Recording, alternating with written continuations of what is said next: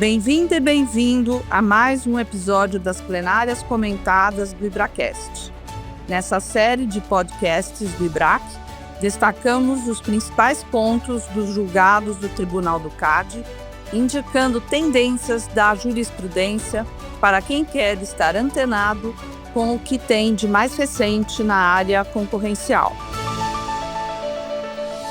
Caros ouvintes, bem-vindas e bem-vindos ao programa Plenárias Comentadas do IBRAcast.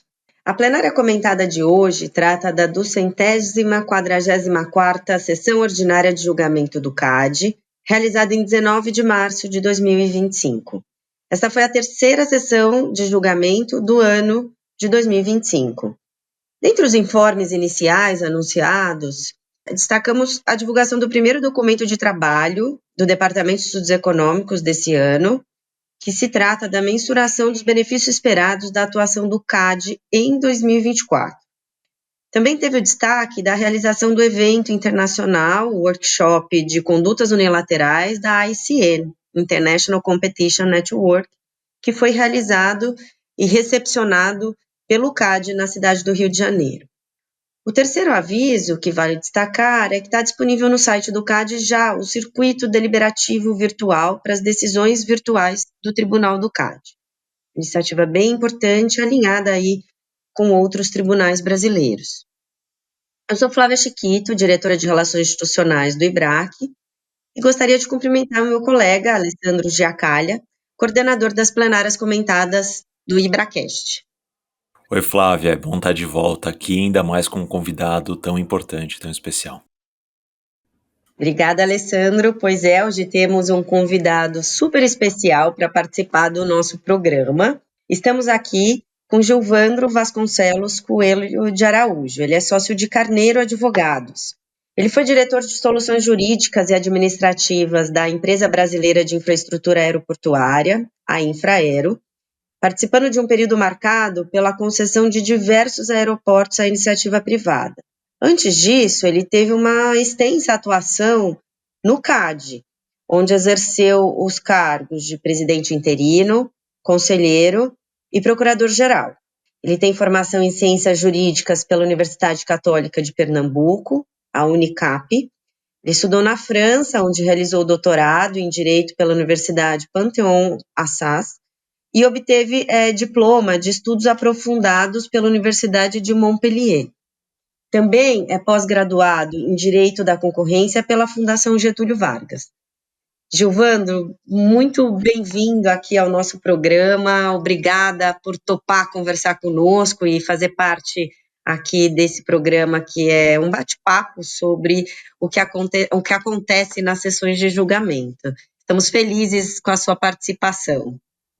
Olá, Flávia. Olá, Alessandro. Muito obrigado. Primeiro, parabéns ao IBRAC por mais um grande projeto. O IBRAC que é uma referência para a sociedade brasileira de estudos, de debates, de construção do efetivo direito da concorrência, do direito do consumidor e várias áreas que têm sido expandidas, a regulação. É sempre uma grande honra poder ter partido e participar de alguma situação que o IBRAC constrói. Uma alegria estar com você. Muito obrigado pelo convite. Obrigada, Gilvandro. Então vamos começar com o nosso episódio de hoje e eu vou passar a palavra para você, Gilvandro, para comentar o primeiro caso, que é o recurso voluntário 0870009572, que é de 2024. Por favor, Gilvandro, com você. Obrigado, Flávia. Interessante que cada vez mais a gente vê o CAD preocupado com essa participação dos minoritários em relação à estruturação, condução das empresas.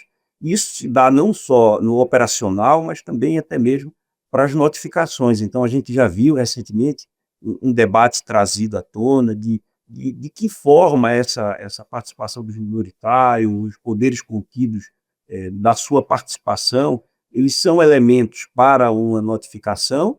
E a gente tem visto também que o CAD tem essa preocupação de trazer para o operacional, de que forma o direito de voto, o direito de veto, ele pode impactar a seara concorrencial. E esse é um caso em que uma empresa investida, ela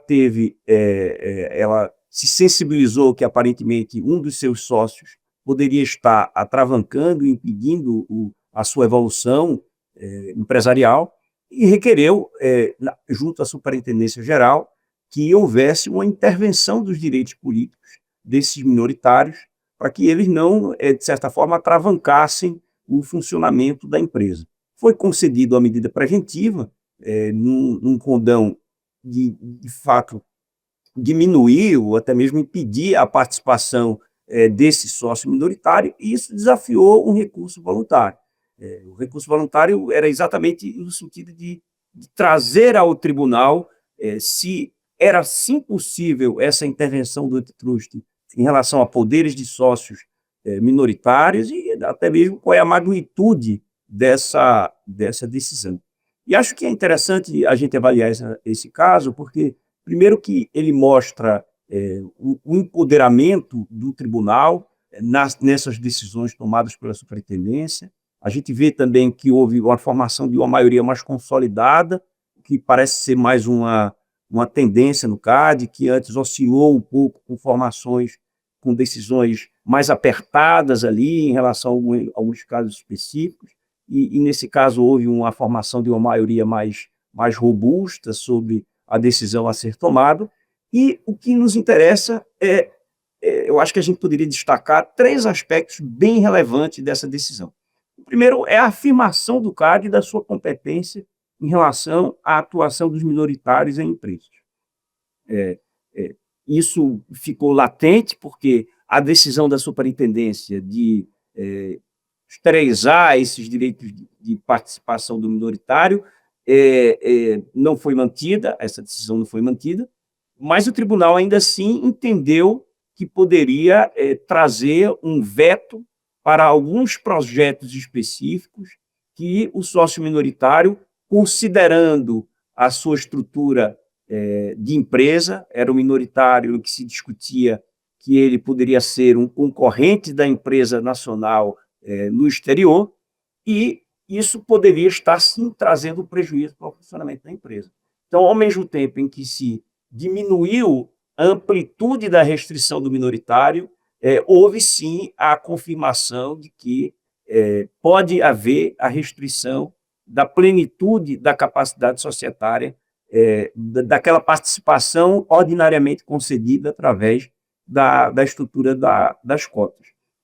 E acho que isso, além desse aspecto, o CAD conseguiu percorrer um momento de análise desse mercado de celulose, direito de voto e de veto, nacional e internacional, e pugnando por um outro aspecto que me parece muito relevante, que é a sinalização de estabelecimento de critérios objetivos para identificar o exercício dessas prerrogativas societárias. Vejam que, quando a gente iniciou esse comentário, a gente falava que o CAD tem uma preocupação de estabelecer critérios objetivos para a notificação, ou seja, de que forma é necessário entender o que é necessário para uma notificação da operação, dando segurança jurídica. E também o CAD reforçou nessa decisão, reafirmando a sua competência de intervir em algumas situações societárias que possam trazer impacto concorrencial, mas que seria importante que houvesse o estabelecimento de critérios objetivos.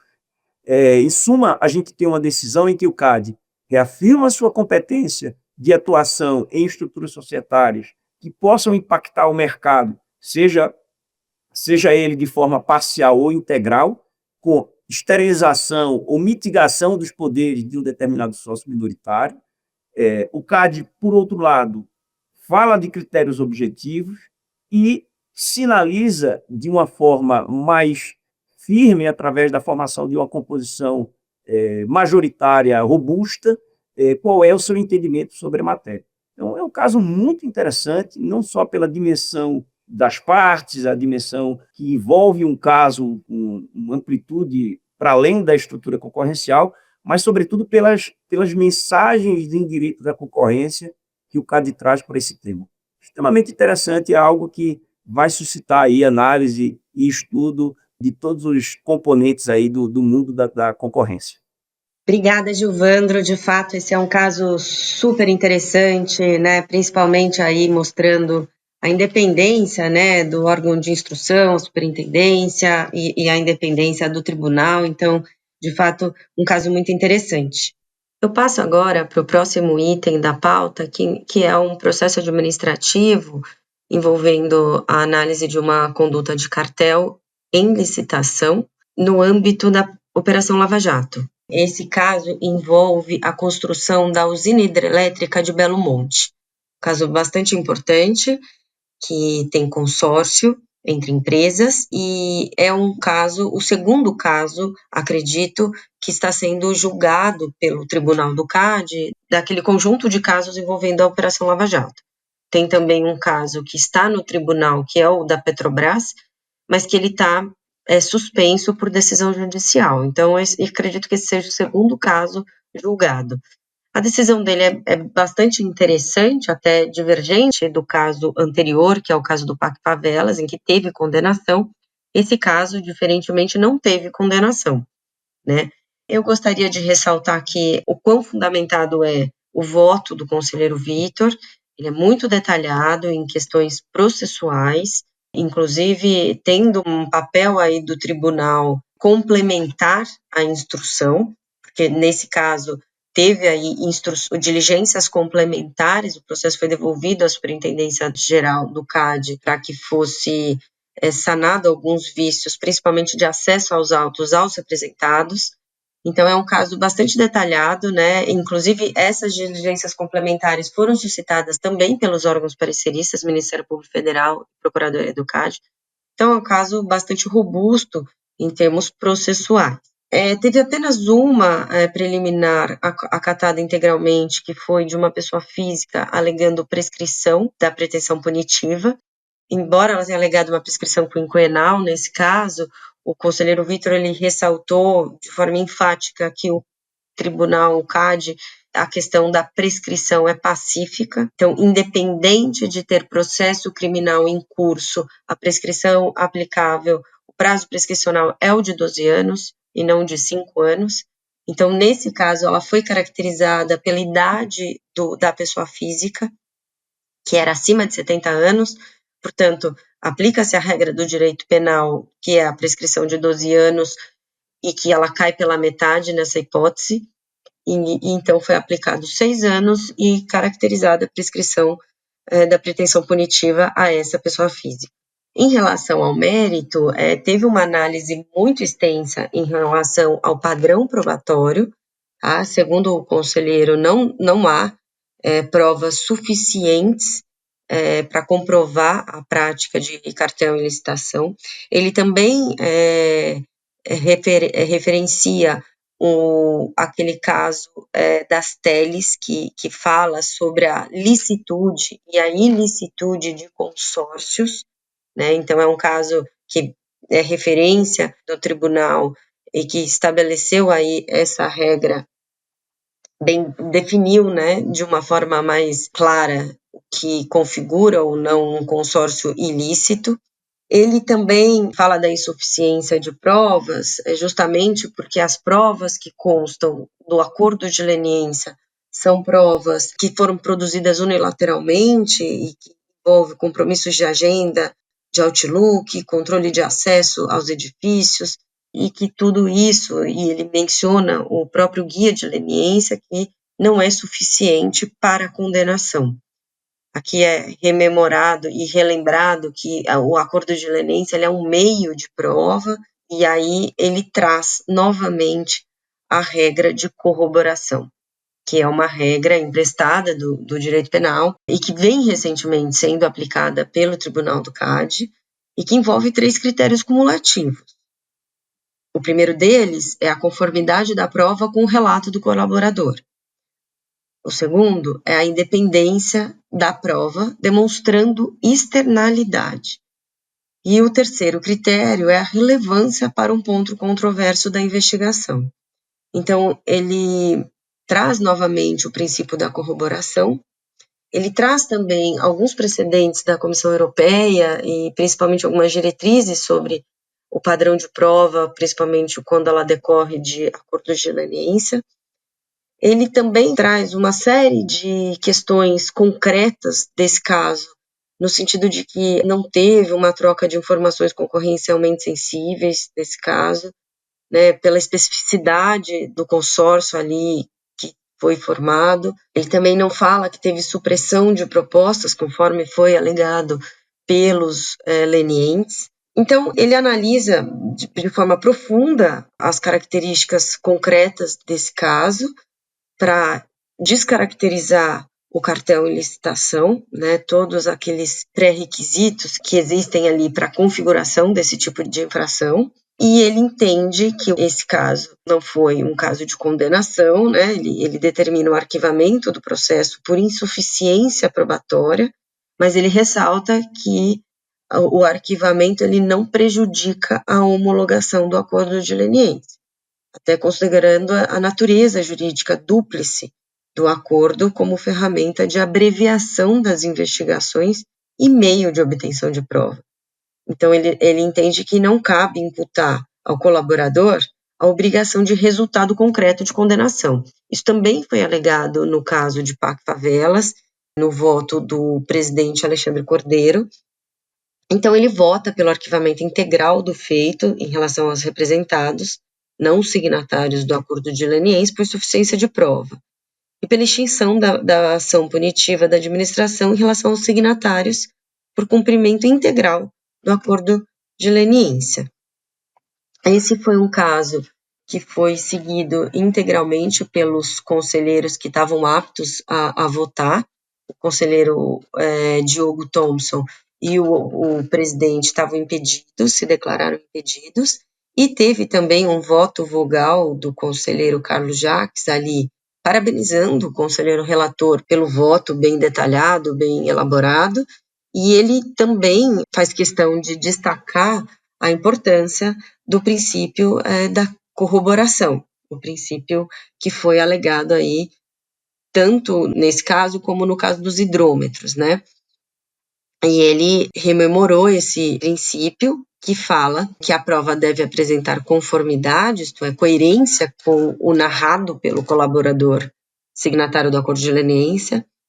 Ela precisa ser uma prova independente da evidência que precisa da corroboração, ela tem que advir de fontes distintas, e por último, que ela é uma prova que deve auxiliar na corroboração de um ponto controverso, ou seja, que ele é contestado por outras partes no processo.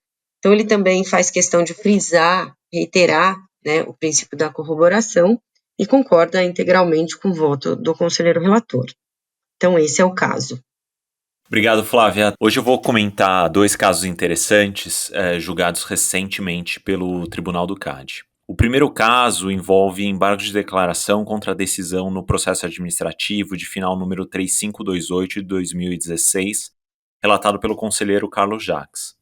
Este caso apresenta 3 pontos de atenção. O primeiro é que trata-se de um processo que originalmente estava no circuito deliberativo virtual. Como comentamos em nossos episódios anteriores, o circuito deliberativo virtual foi recentemente regulamentado e implementado pelo CAD. Esse é um dos primeiros casos julgados por esse sistema virtual. Mas no último dia do prazo para votação, a conselheira Camila Alves apresentou pedido de destaque, o que levou o caso para julgamento presencial na sessão do tribunal. Então, muito interessante esse primeiro ponto. O segundo ponto, o conselheiro relator Carlos Jacques apresentou uma nova versão do seu voto na sessão presencial, diferente daquela inicialmente apresentada no circuito virtual. Ele se baseia no artigo 6º da Resolução 36 de 2025, e ele fala que é permitido que os conselheiros revisem seus votos enquanto a votação não tiver sido encerrada, especialmente em situações como essa, em que houve a suspensão da votação devido ao pedido de destaque da conselheira Camila. Eu acho que o terceiro ponto relevante deste caso foi o esclarecimento acerca do marco interruptivo da prescrição da pretensão punitiva administrativa, tema super relevante para todos nós. O conselheiro acolheu os embargos para afirmar explicitamente que tal marco ocorre no momento da citação ou notificação do acusado, permitindo assim que ele tome ciência das acusações e apresente a sua defesa. Esse entendimento, ele revisa a posição anterior divulgada no tribunal na sessão anterior. Então vale ouvir o nosso primeiro episódio deste ano com o convidado Ricardo Botelho, em que comentamos a posição do conselheiro antes dos embargos. O segundo caso que eu vou comentar, ele é o processo administrativo de final 10.731 de 2013, relatado pela conselheira Camila Alves. Este processo é derivado de uma investigação de um suposto cartel internacional no mercado de tubos para imagem colorida.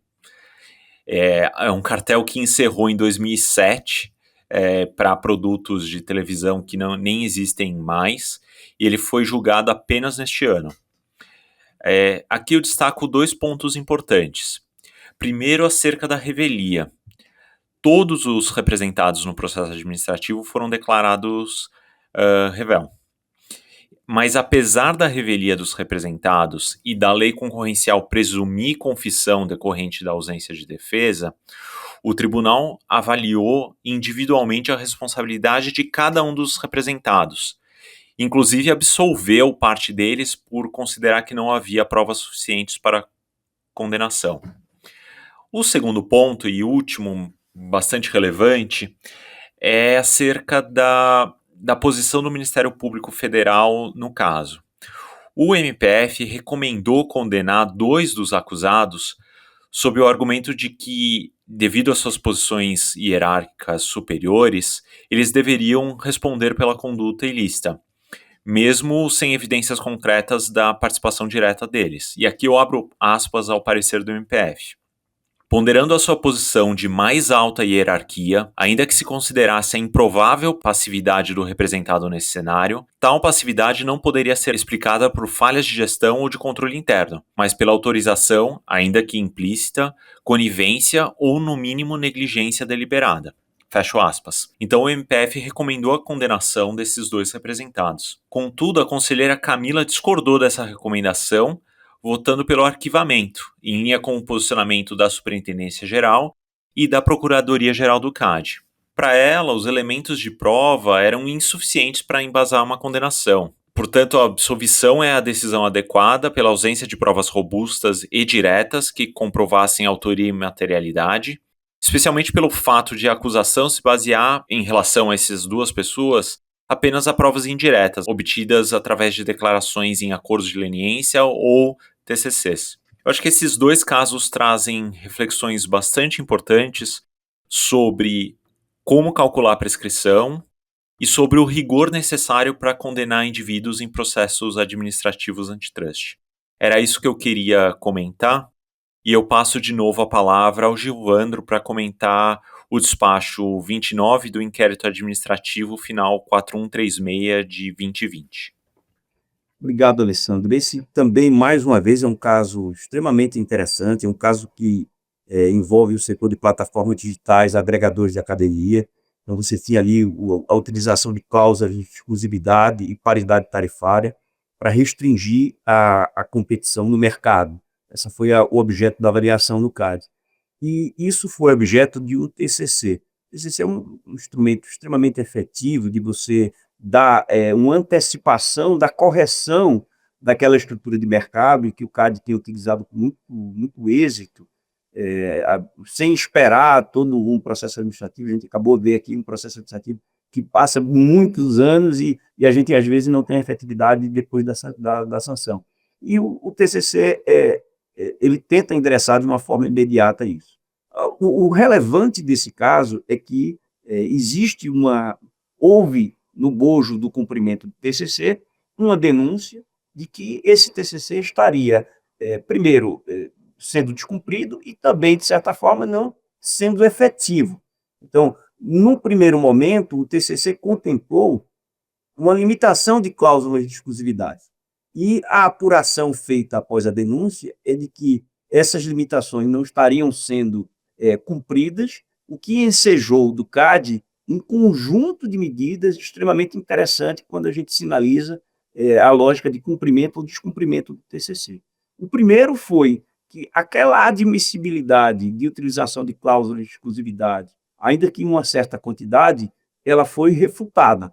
Então, o CAD disse, olha, não há mais a possibilidade de utilização de cláusulas de exclusividade, o que demonstra uma gradação do enforcement da decisão dentro de uma lógica de confiança legítima. Ou seja, se o CAD constatar que houve uma extrapolação, aquela flexibilização que poderia ter uma racionalidade econômica deixa de existir. E, para além disso, o CAD, nesse processo específico, ele também sinalizou pela determinação do desfazimento de todos os contratos que havia a cláusula de exclusividade, além de um encaminhamento para a superintendência para verificar a viabilidade ou não de manutenção do próprio termo de compromisso de cessação. Havia também a possibilidade de incidência de multa, mas isso foi mitigado considerando o conjunto das obrigações. Então, a gente vê nesse caso uma postura do CAD bem incisiva de exigir o cumprimento daquilo que seria o essencial dos termos de compromisso. Então, dentro de cláusulas de exclusividade, em que há uma limitação quantitativa, uma vez verificado o não cumprimento, isso pode modificar aqueles parâmetros quantitativos que teriam sido estabelecidos, a revogação dos contratos e até mesmo a descontratualização, vamos dizer essa expressão, daquele acordo que é celebrado com a empresa. Eu acho que a gente vê, mais uma vez, um enforcement do tribunal em relação ao cumprimento daqueles termos e liga um sinal de alerta bem importante para as empresas da efetividade da política dos TCCs. Eu acho que é também mais um caso extremamente interessante, como também, eu não poderia deixar de fazer uma mensagem rápida, a participação dos terceiros interessados. Eu acho que esse é um pilar essencial em que o CAD tem que muita sensibilidade, eu acho que, sobretudo, mais recentemente, e visualizar como eles são efetivos na prestação de informações, na sinalização para o mercado do que de fato acontece e na utilidade da execução dos processos. Uma bela sessão de julgamento. Acho que tivemos aqui sinalizações muito importantes da nossa autoridade de concorrência. De fato, Joandro, muito interessante esse caso, importante participação de terceiros interessados e toda a discussão que gerou e debate que gerou esse precedente, que discute no mérito algo que temos poucos precedentes, que é as cláusulas de nação mais favorecida, as cláusulas MFNs, que é algo que foi decidido também só num TCC envolvendo o Booking, então poucos precedentes, mas importantes. Gilvandro, novamente, muito obrigado por ter aceitado o convite, por participar do nosso podcast.